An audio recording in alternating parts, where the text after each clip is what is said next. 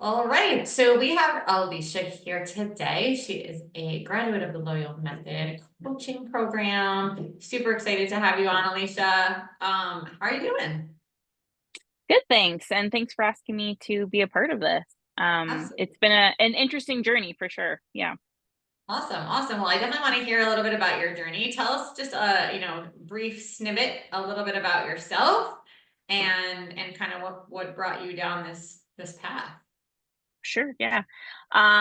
So I'm my late 30s, and I just had my second child last year.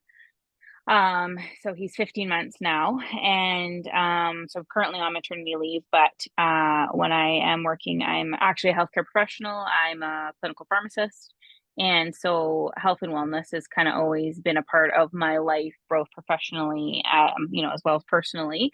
Um, but I come from being like a very active person that did triathlons and swimming in the mornings to becoming a mom and things having to shift quite a lot.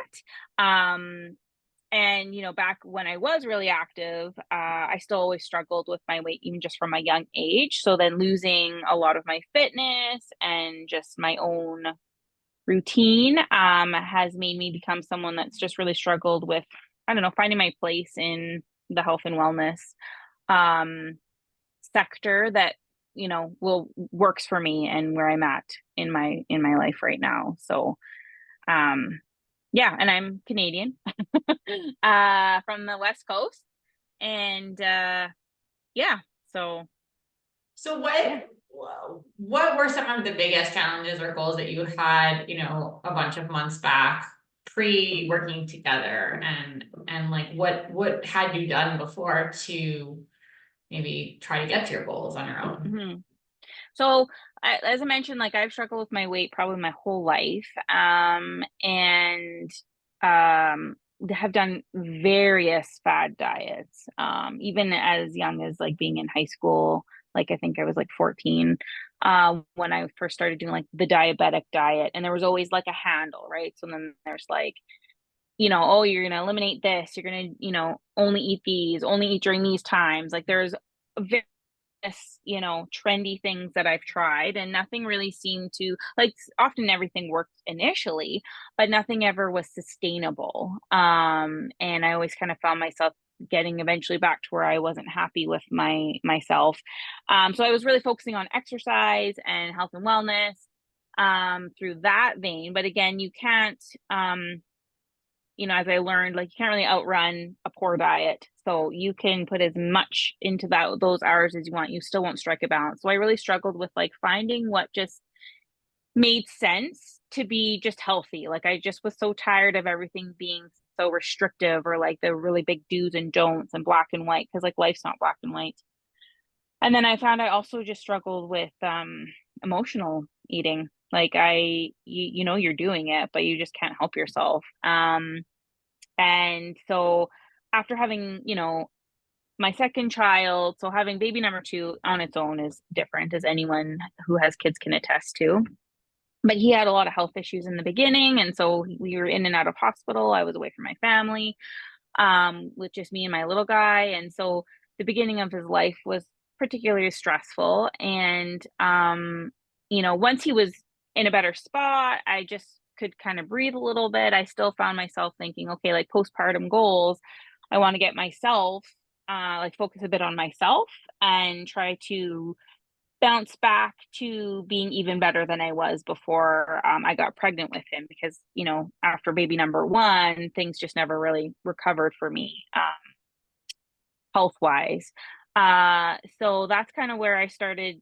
I had it in my mind I wanted to do something, but I wanted to do something different. I didn't want to try all the different diets that I tried in the past because I knew they weren't successful. And then I just kind of saw, I think at one of your posts on Facebook, something caught my eye. I think it was about emotional eating. I think was probably one of the first things. And I thought, well, that's something I've never actually worked on.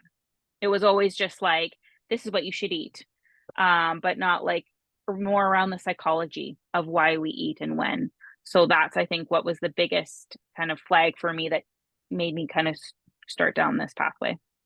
Yeah, absolutely. And I think that's really um so common for women that what you said too before with like, oh, well, you know, I know what to do, but I'm not doing it, or like I don't want to do it. It's like rebellion in nature, or it's like you're aware of these things, Mhm. but you're just so fed up with the dieting world, but like also your emotions start to run the show, and really diving into that um is not, eat this shake or don't eat this burger, Yeah. or it's very different.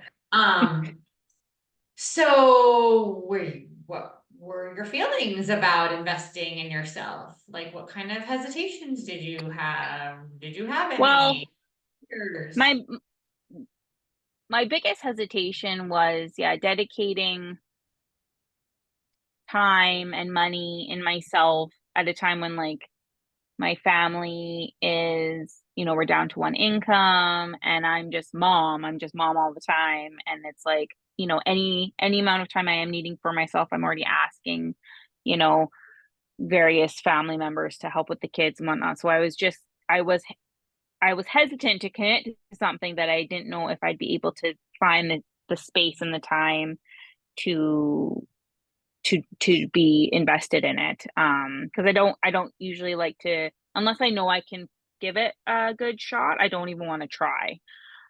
Which is also, I've learned, actually part of my problem too when it comes to being healthy. Um, so yeah, so my biggest hesitation was at the time and the money. Um, because at the end of the day, there's no guarantee, right? There's no guarantee of what I would get out of it. And as much as you can read about this method, and it's like I don't really know what it's going to look like for myself until you're in it. So part of it is definitely you just have to take that a bit of that blind faith leap, but um, obviously, yeah, there was some hesitations, but you know, I think part of it was talking to you actually that really helped me like decide that, yeah, I should try it. Awesome. Awesome. How'd you overcome that fear for yourself? Um, well, I talked to my husband was primarily because I needed him to be okay with me, you know, dedicating this time and money to myself. And I talked to my parents as well, who help me a lot with my kids, and I'm just around them a lot. And they've known me throughout the years and how much I've struggled with my weight and my health. So, um, yeah, I think, having them not be like, "Oh my God, that sounds ridiculous," or "I don't think that's going to be feasible." It was like, "Yeah, sure, like go for it." So that definitely helped me overcome my reservations for sure. Awesome, awesome. Yeah, that's really nice that you were able to have that support Hmm. with that leap of faith. I've heard that term before a lot where people are like, well, I took a leap of faith for believing in the process, right? Not Hmm. necessarily knowing what the process actually looks like, but believing in the process. So tell me, what well, let's talk about it. What are you proud of? What is your journey? Where are you now? Like share your wins and successes. Yeah. And so it's interesting because I came in, as you know, like, and my biggest goal was like, I want to lose weight. And that was kind of like the primary. And then, you know, the program forced me to like identify other other goals, which was good because at the end of the day, within that the my 3 months that I've done, like I haven't really lost weight, which initially you're like in the past would have made me feel like, well, I failed, like this is not didn't work for me. Um, but my mindset has changed around everything that has to do with it. And I know that it's not as simple as that anymore. Like it's not as simple as like, oh, I just need to lose weight, because I've done that and it's not long lasting. And what I want is like this is the last thing I have to focus on for my health and well-being, and it's going to take time. And one of my favorite analogies that you gave me was like, it is like climbing Mount Everest. And so, of course, you're not going to go from the bottom to the top in one shot. There's going to be, there's going to be uphills that you successfully get to, and you make kind of like a new baseline, a new camp, and then you're going to wait it out a little bit. And then you might, traverse another obstacle. But you're going to never fall all the way back down to the bottom because you change in that process of going up.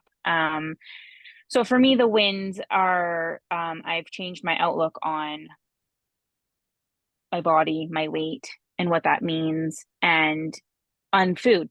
I've changed my outlook on like what your relationship is with food and types of food, and um, not labeling things as, bad and good, and like you shouldn't eat carbs and you shouldn't eat this. It's like just learning what are the most nourishing items for us that are good and tasty, and filling up with those as much as possible, as often as possible.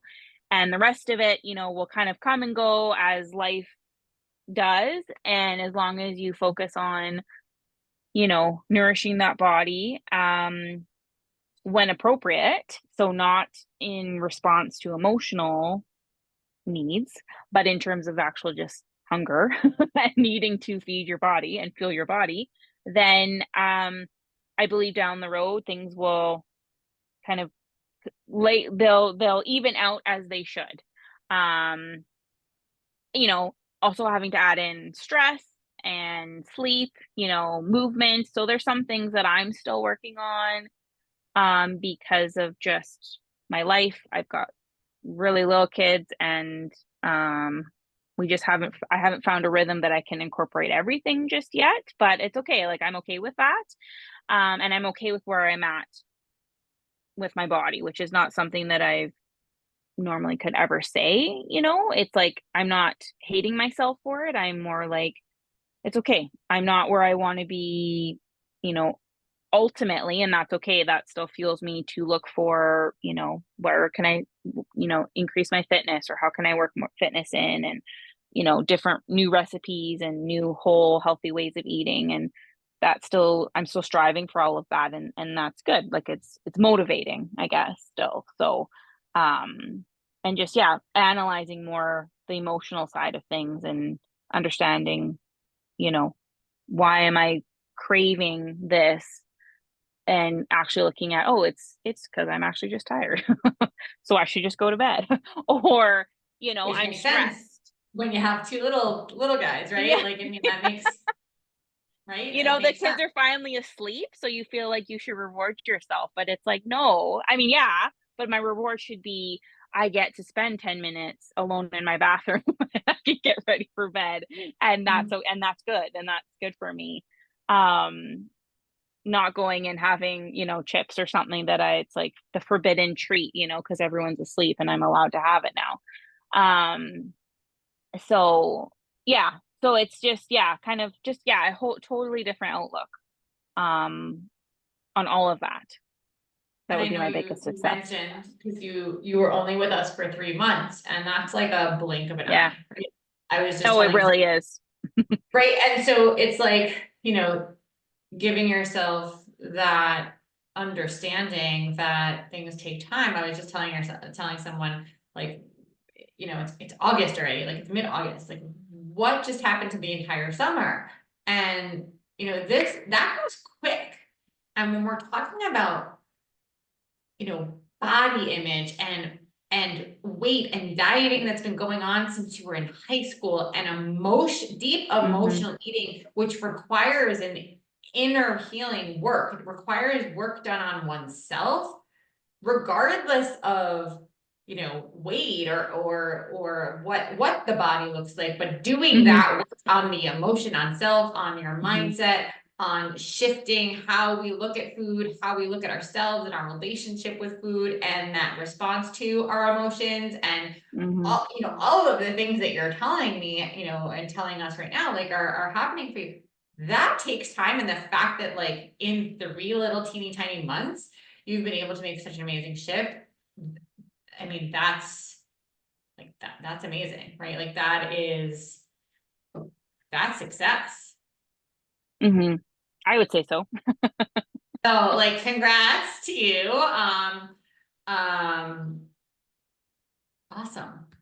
Tell me, before we wrap up, what, okay, so if there were other women who are in your similar shoes, okay, or your Hmm. similar shoes pre-Loyo, like the Hmm. shoes that you used to Hmm. wear, um, what advice would you give them? What might you tell them? I think my biggest piece of advice is that we need to realize what we have been taught. I'm going to make generalizations, but I think a lot of people are in this boat, especially as women. What we've been taught around what we should be eating and diets, like it's you essentially we have been brainwashed. I truly believe that. I mean, obviously not like intentionally, like not like there was like a cult leader that brainwashed us, but society has brainwashed us to believing that's healthy. And it's not. Like it's not. Like how can, especially I realized this a little bit before Loyo, but that really enforced it in talking to the group and being part of the coaching calls. But like, programs that tell you can't have fruits and vegetables, certain fruits and vegetables, like that just is insanity to me. Like how can my body be so broken that I can't eat carrots or bananas or grapes? Because you know what I mean? Like I just think like that just is where I started to really like feel like, oh my God, I'm never going to figure this out. So we just have to realize what you thought you should be doing, eating high protein, like insanely high protein amounts to like what we've been taught, like it's wrong, basically.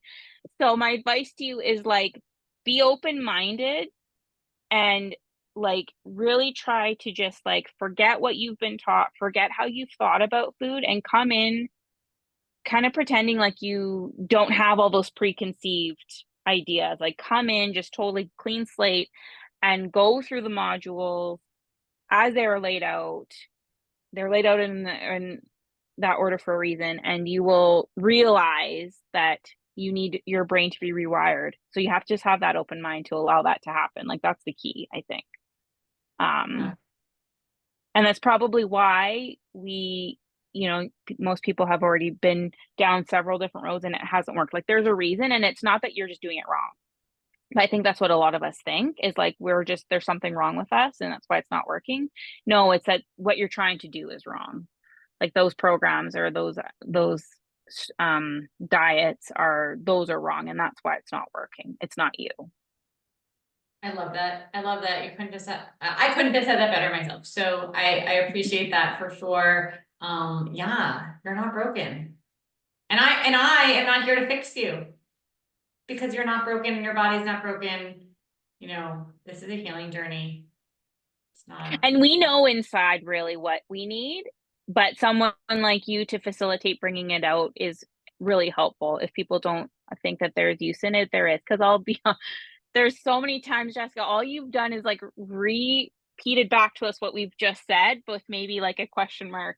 And then it's amazing we can then answer our own question. Like it's because we know deep down, we just need someone to help us like pull it out of our brains.